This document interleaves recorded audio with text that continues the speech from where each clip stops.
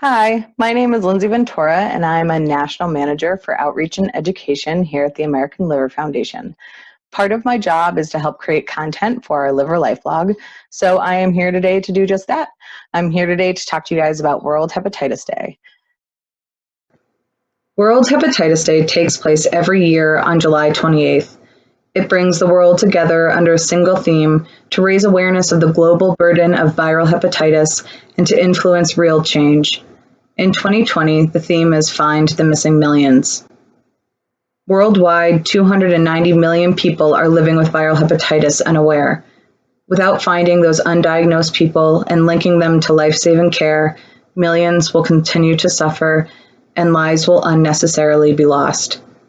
Today, on World Hepatitis Day, we call on people from across the world to take action and raise awareness to find the missing millions. Millions of Americans are currently infected with viral hepatitis and, according to the Department for Health and Human Services, more than half of them are unaware they are infected, putting them at risk for developing life-threatening liver disease and cancer. People may also unknowingly transmit the virus to others.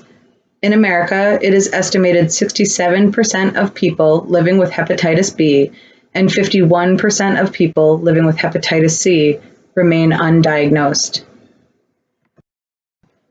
As you can see from this graphic, rates of hepatitis C in our country have been climbing for a few years now. I'd like to spend a little bit of time today talking about hepatitis C and what we can do to help find the missing millions. Traditionally, hepatitis C tests were reserved for people who had a clear risk factor, whether that be a blood donation prior to 1992, somebody who injected drugs or used drugs intranasally, somebody who worked in healthcare and maybe had a higher risk. There were more specific types of people who we were looking at for hepatitis C. Recently, the CDC announced new testing guidelines for the hepatitis C. This could make such a huge difference to find those missing millions.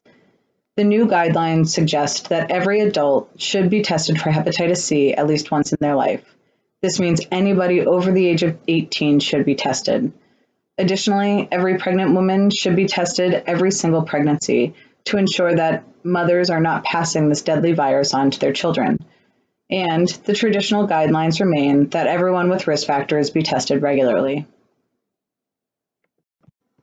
I'm really excited about these new guidelines because if it wasn't for the diligence of my mother and a blood test that I had when I was 10 years old, actually against medical advice, I would have been one of those missing millions. In 1990, my dad was diagnosed with pancreatic cancer and given 6 months to live. In order to be sure she would be around to take care of both myself and my brother, my mom got tested for a number of different health concerns. At that time, she was told she had non-A, non-B hepatitis. We didn't yet know what hepatitis C was. My dad passed away, and then my mom got remarried and had my 2 little sisters. They were wicked cute. When I was 10 in 1997, she was told she had hepatitis C. She asked if she should get us children tested and was told not to worry about it because it was only about a 5 or 6% chance that any one of us would have contracted the virus from her at birth. My mother, against medical advice and ever so diligent, did get all 4 of us children tested, and 2 of us came back positive, both myself and one of my sisters. If it wasn't for my mother getting me that test when I was 10 years old, I might have never been diagnosed. I truly may have been one of the missing millions. I didn't fall into any of the traditional risk categories. I'd never had an elevated liver function test the entire time I lived with hepatitis C. For 20 years, that virus destroyed my liver. By the time my doctors biopsied me, I was told I was at a stage 3 fibrosis. There was only one stage left to go, cirrhosis.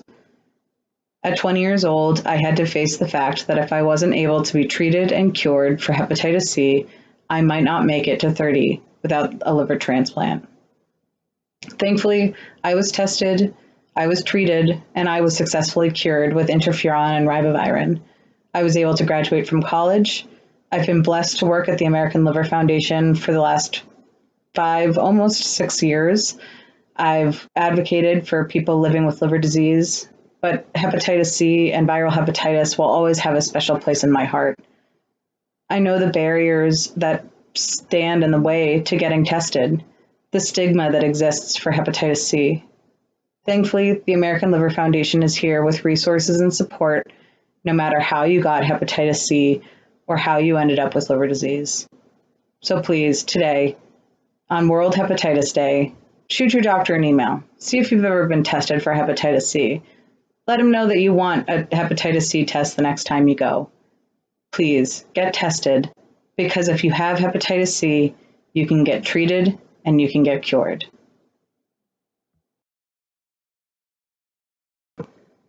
Be sure to check out our YouTube page today. We did a podcast with the folks from the Center for Disease Control in honor of World Hepatitis Day. Make sure you subscribe to us on YouTube, like us on Facebook, and if you need more information about hepatitis C, head on over to liverfoundation.org. For more information on World Hepatitis Day or to help us spread awareness on social media, check out worldhepatitisday.org.